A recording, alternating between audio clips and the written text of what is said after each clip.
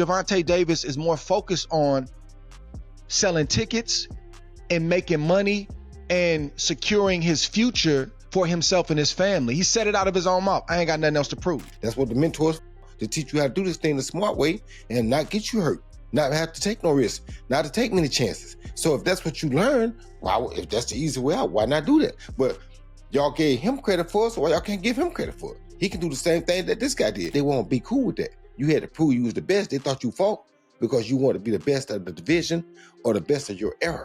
They didn't think you fought for just money or just fame for being rich. Now you fighting for fame just to be rich. That's how the game has changed. There's been a drastic shift. It's a shift, for we sure. don't care about being the GOAT in our weight class. We don't care about being a GOAT 10 years down, 20 years down the line. We don't care about that no more. And that's what people don't understand when I say stuff. This is the kind of stuff I'm talking about. Andre Ward and Roy Jones Jr. have just broken down the truth about Gervonta Davis' mindset, emphasizing that Tank is now chasing money and is not returning for the fans or his legacy. I want to be the best in my division. As a matter of fact, I want to be the best around my division. Not just in my division, even around my division, I want to be the best. Today's fighters, they have been taught that that's not the way to do it nowadays. Nowadays, go for the bag. So everybody is going for the bag. Andre Ward believes Gervonta Davis was now focused more on making money than chasing greatness, pointing out that he no longer talked about building a legacy or becoming one of the best ever. Here's my take on Davis. I don't remember the last time that I've heard Gervonta Davis say, I'm in boxing to be the greatest fighter of all time. I can't remember. I've heard him say that he's better than certain guys in his weight class, or this kid can't beat me. I've heard that. I can't remember, and maybe y'all can keep me honest online. The last time I've heard Gervonta Davis talk about his legacy in the ring. Like I'm building my legacy. I'm trying to outdo Floyd in legacy. I think it started like that for him. Continuing the discussion with Roy Jones Jr., Andre Ward explained that Gervonta Davis shifted toward making money, focusing on selling fights and securing his future rather than chasing legacy, and added that if that's his goal, people shouldn't expect him to prove greatness. But the influence of Floyd Mayweather, Money Man, not Pretty Boy, but the Money Man, and building your brand and selling tickets and selling pay-per-views and becoming a household name, that's also a legacy. You got the legacy in the ring and you got the legacy in terms of how you sold. I believe Gervonta Davis is more focused on selling tickets and making money and securing his future for himself and his family. He said it out of his own mouth. I ain't got nothing else to prove. Well, depends on what your goal is. It depends on what you're trying to do. If you're trying to be one of the greatest fighters of all time, it's still a whole lot to prove. My point is, Roy, I don't think should everybody hold this man to the standard that they hold him to and say, you not fighting nobody. Yeah, you making money, but you ain't really fought nobody. If he don't even care about that, that's not even something that he's really focused on. If his main focus is the money and his main focus is getting out of boxing without getting hurt and retiring on his own terms, shouldn't his fan base and other people get on board with that if that's not even his goal? How can we hold him to something like that if he don't even hold himself to that? Roy Jones Jr. explained Gervonta Davis's approach, saying he was simply following his mentor's path, fighting smart, avoiding risks, and making money, and added that if it worked before, fans should accept Tank doing the same. They definitely should get on board with that. They definitely should, because, his mentor did basically the same thing, so why can't he do it? You know what I'm saying? He made more money than anybody. He was smarter than everybody. He didn't take too many stupid risks. That's what he did, and it worked for him. And people okay with that and accepting it. So why can't Tank do it? Tank can do the same thing the mentor did. That's what the mentors to teach you how to do this thing the smart way and not get you hurt, not have to take no risks, not to take many chances. So if that's what you learn, if that's the easy way out, why not do that? But y'all gave him credit for it, so why y'all can't give him credit for it? He can do the same thing that this guy did. Everybody had their own mentors, their own pound for pounds, their own people they want to be like. If he want to be like that guy that y'all say is great and was one of the best ever, why can't he do it? So I'm cool with whatever he say he want to do. Roy Jones Jr. reflected that in his era, fighters competed to prove they were the best rather than for money or fame. Today, the focus is on earning big paydays and building a name while fans accept it. The sport has changed, and so have the priorities. In my old day, no. that wouldn't work for me because that's not how I worked, but that's not how I grew up. That's not how my mentors grew up. But he is dead, and that's what he saw, and it got him paid. So nowadays, most guys just want to get paid. They ain't really interested in all the legacy and the being the best at their weight division or being the best. They ain't interested in that no more. So with that interest being thrown to the wolves now, all this kind of stuff is cool, because if your fan base is cool with it, then that it is. And if the fan base ain't cool with it, if he make 50 to 100 million fighting Jake Paul, they'll be cool with it because they cool with you making money. That's what the fan bases are on now. They happy with you just making money being good. Back in our day, they won't be cool with that. You had to prove you was the best. They thought you fought because you wanted to be the best of the division or the best of your era. They didn't think you fought for just money or just fame for being rich.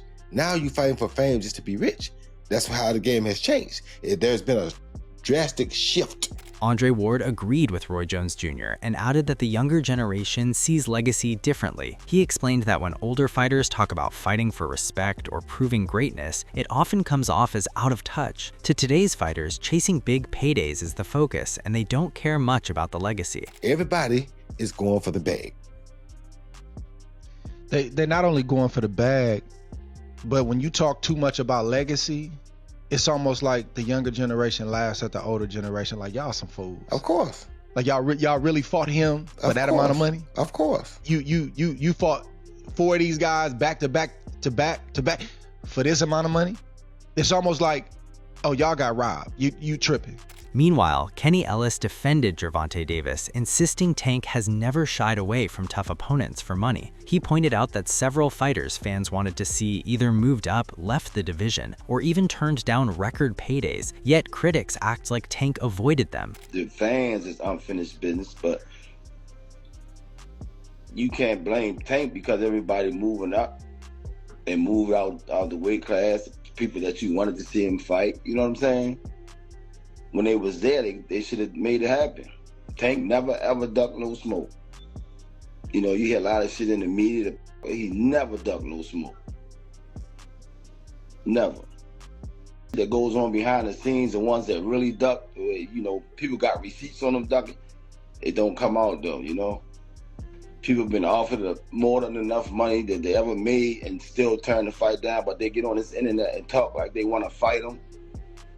But that's another whole story behind the scene, you know? Tank never ducked no smoke. So if he stay retired, I support him. If he come back, I support him. Stephen A. Smith also described Gervonta Davis as boxing's biggest attraction, emphasizing his fearlessness and ability to finish fights. He noted that Tank can take punches while striking back with power, and added that no opponent has ever truly shaken or hurt him in the ring. Gervonta Davis, to me, is the #1 attraction in boxing. He's the #1 attraction in boxing.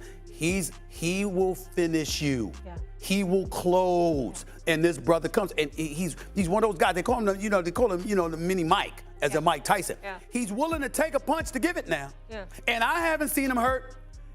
He got bruised. Yep. He might have bruises, but I ain't seen nobody wobble him. I ain't seen anybody hurt him. However, talking about the possible Shakur versus Tank fight, Roy Jones Jr. praised Shakur Stevenson's skill and sharp footwork, but noted that stepping too far out of range sometimes limited his counterpunching. He added that this cautious style, especially against heavy hitters, could make his fights seem less thrilling to fans. Shakur Stevenson is a very good fighter, but you gotta learn, and I will hope he will pay attention to this because this is gonna mean a lot for him. Mm-hmm.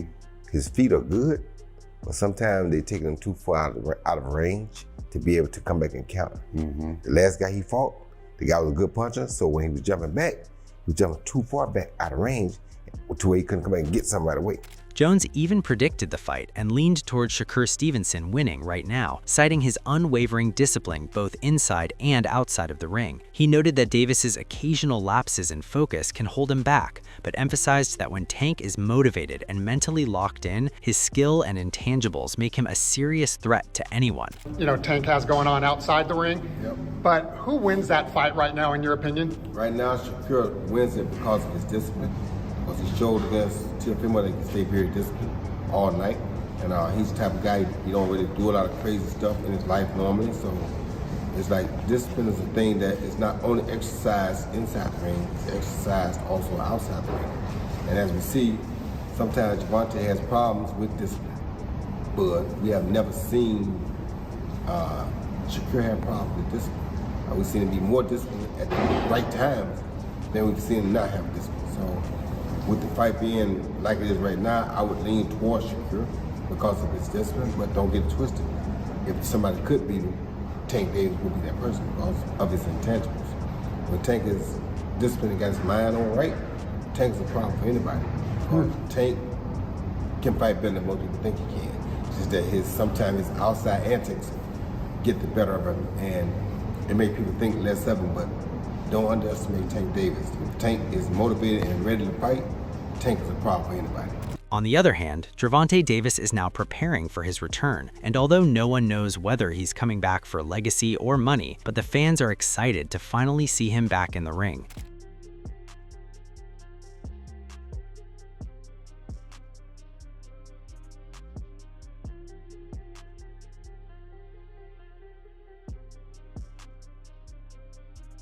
Gervonta "Tank" Davis pushes himself in the gym, perfecting his technique and building knockout power. His training is all about staying sharp and ready for the challenges of his next fight.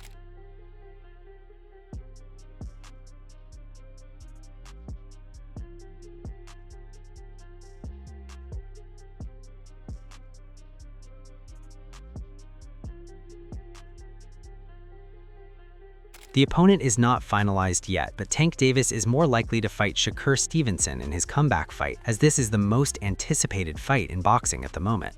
Me and him is the biggest fight in the sport of boxing. I don't care what nobody say. Like, every black nigga on the planet that's a fact. Wants to see that. Me versus Tank. Yeah, fact. So it's like, with him, with his pride and like his ego and shit, it's hard for him to even, you know, want to get on the phone with me, want to reach out or put all that other shit to the side.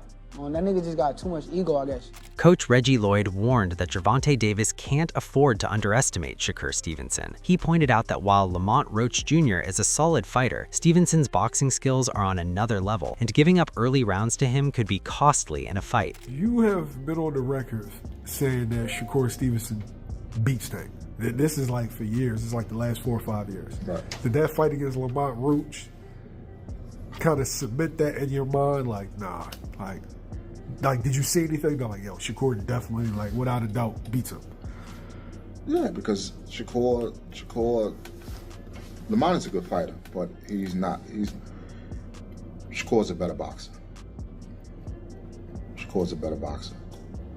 And again, like I was just saying about Tank giving away rounds, you can't give away 2 and 3 rounds to Shakur because you're not going to get them rounds back. Justin Palmieri predicted an explosive clash if Gervonta Davis faced Shakur Stevenson, calling them the 2 best in the division. He admitted the fight might never happen, but imagined Tank edging out Stevenson with a late stoppage. Palmieri expected a competitive battle throughout, with Stevenson matching Tank's skills early before Davis's power made the difference in the final rounds. Look at Shakur versus Tank differently than what you did before. Nah, if I remember correctly, I said Shakur was 2 and Tank was 1 in the world. And if they fight, we're going to see that. It's the 2 best in that division going at it. But I still think Tank edges him out. The fight happened. Do I think it's ever going to happen? I really don't, if I'm being honest. I don't think it's going to happen. But if it did, give me Tank late stoppage. Yeah? Late stoppage, only because Shakur's going to have to bang with him towards the end. I think he's going to... Is it competitive until the stoppage? Oh, absolutely. It's the 2 best in the world, you know? But I'm just giving that edge to Shakur. I'm giving the edge to Tank over Shakur. Breaking down the matchup, Teddy Atlas considers Gervonta Davis the only fighter who can penetrate Shakur Stevenson's defense. He highlighted Stevenson's speed, movement, and precision as key obstacles, but believes Davis has the skill and strategy to outsmart him and seize the victory. Because Shakur Stevenson is that difficult because of his style, because of his abilities, because of his eyes, because of his, his legs, and his hand speed, the way that he controls range. Tank Davis is the only guy that I can see that could possibly decipher that style and beat Shakur Stevenson. Zab Judah praised Gervonta Davis for his elite footwork and balance, emphasizing that when he's at his best, he glides around the ring with control and confidence. Judah noted that Davis can dictate the pace, manage distance perfectly, and create openings that make his power even more dangerous. Do you think Gervonta can catch up with his... Yeah, Gervonta can catch up with Shakur? Nah, yeah, man. For real. No. It's crazy, dude. But Tank got catching up with him at all, man. Tank got good feet. He got good feet and good balance. I watch him when he's at his best. Drop down low and be moving. He got good feet and good balance. I'm not gonna let y'all do that. He got He got good feet and good balance. Get to him more. And he uses distance very well. He uses distance well. Y'all like that fight? Yeah. We just gotta see the That's the mega fight right there, though. Mega fight. They need to keep building that. They can make the most money that ever been made in boxing, bro. Chris Algieri also explained why this matchup is so captivating, highlighting the clash of contrasting styles. Tank's raw power and relentless offense face off against Stevenson's precise defense and sharp timing, creating a battle full of strategy, skill, and suspense that keeps fans debating who will emerge victorious. Tank has it all. And it's very interesting because we have a guy who's so good and so offensive and so destructive. And then we have another guy who's so defensive and so hard to hit and such a good judge of distance. It's a very, very interesting weight class, 135, which is exactly why we're talking about it right now. Who's the man? Timothy Bradley shared his admiration for Shakur Stevenson, calling him a fighter he's always respected. He acknowledged that while he can be critiqued at times, his latest performance displayed exceptional skill and determination, proving that he has both the heart and talent to succeed. A fan of Shakur. I've always been a fan of his work. Yeah. I've been, critical for Shakur, because I just know that he's a better fighter than sometimes he displays. Yeah. But I think this time around, he gave us a total package this time around, which, and to be honest with you, I think there's even another level. He has a lot of skills. He does. And, he showed, including myself, because, I have my doubts, and I'll be real, that he do got that dog in him, Breaking down the matchup further, Bradley considers Shakur Stevenson the likely favorite against Gervonta Davis, pointing to his tight defense and accuracy as major strengths. Still, he warns that Davis's knockout power means the outcome could swing in an instant, keeping the fight highly unpredictable. If that Gervonta Davis get in the ring with Shakur, I got Shakur all day, 7 days a week. But if we get in all the way locked in, Tank Davis, it's a little bit more of a difficult fight. If you really think about the style matchup between these two, you got one of the best defensive fighters, if not the best defensive fighter in the game. You got one of the most accurate fighters, power punches in the game as well.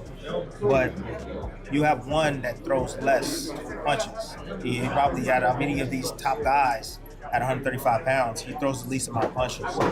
You got a guy like Shakur who showed you that he has offense. I think stylistically would favor Shakur, based upon his defense and his offense now. Yes. But again, all the way locked in, all it takes is one. Take, and if he lands that one, man, it could, I don't know, it could be bad for Shakur, it could be not. Maybe Shakur takes it. You know what I mean? We really haven't seen Shakur get hit with something that, that really got his attention, or changed his world. So, but yeah, I still think it's be a hell of a fight. I think it'll be a boring fight. Furthermore, Carmel Moten believes a fight between Gervonta Davis and Shakur Stevenson would be a close, unpredictable battle. He notes that Stevenson's ability to handle Davis's power hasn't been proven, making every round uncertain. Moten explains that Stevenson could outbox Tank and take the lead, but Davis could turn the fight with one strong shot, leaving the edge only slightly in Stevenson's favor. That's also a 50-50 fight, that could really go either way. We never see Shakur's chin tested, so we don't really know if he has a chin to take Tank's shots. But because he don't get hit. But maybe he does have a chin. He takes Tank's shot, and then he just keeps landing, winning them rounds because Tank give away rounds. Maybe he wins unanimous decision, or maybe he doesn't have a chin, and Tank does what he does. So I don't really know. I'm gonna lean towards Shakur though. Richardson Hitchens reflected on the early days of the Davis-Stevenson rivalry, explaining that while they knew each other as kids, they weren't close. He recalled how Davis generously let them spar for free, putting in late-night sessions to help Stevenson prepare for fight. He said he only realized the value of that generosity later, understanding what it takes to train at a high level and the sacrifices Tank made to help others. How did it feel being in the middle of that and Shakur? Because you good with Shakur, you good with Tank. How did it feel being in the middle of that war? Shakur and Tank knew each other since kids, but they really wasn't like friends like that. And when we really helped Tank for the Pedraza fight, he was like, he took us like in, like, damn, like these young boys sparring me for free. Like you're a champion, you signed to Floyd, like you could be giving us a few hundreds or something. Like we're giving you unlimited rounds. It was time he would take off the belt. Like we giving you like rounds for your first championship. We're still amateurs. And he kind of was like, he appreciated that. And I never understood why he appreciated till now. Like, when I'm a pro, I'm champion, I'm like, damn, I gotta pay guys for sparring. Like, we'll box for free, So it's like, Tank on the spar, we'll be in the gym, but we've done sparring Tank at 2, 3 in the morning, helping him get ready for Pedraza, you know what I'm saying? Like, in an earlier interview, Shakur Stevenson described how his friendship with Gervonta Davis broke down. Early on, things were cordial, but as Stevenson's profile rose and became a genuine threat in boxing, Davis grew resentful. Stevenson said the tension showed through social media and other actions, giving the impression that Davis now views success as a competition where only one fighter can dominate. It seemed like he really don't like you. Nah, he don't. But why? Like, what did y'all do? Because y'all was cool at one point, right? We see videos of y'all as amateurs. Niggas was cool. Y'all knew each other. Like, where did it start that y'all don't like each other? Nah, that shit started from him. Like, everybody really think like, cause people run with like false narratives, so they gonna say they versions of like the story, but truthfully, like when I first was around, he was showing a lot of love, and then once I became a threat, is where like everything switched over. Once like people started talking about me and my name started getting bigger, then it was like I'll go fight and I'll get on Twitter and he'll like post, oh, he did that because it was a cab driver, or he'll just post some like hating ass shit to where like it was unnecessary to go do that shit. Cause like I thought we was like cool type shit. So but now he like flipped it to turn it like I did something to him and he made it so believe that. But nah, that nigga just, I think like in his brain it's just one person and nobody else could be up here too. That's a wrap for today's video. Let us know what you think about this matchup in the comments below. If you enjoyed the breakdown, hit that like button and subscribe for more high energy fight content.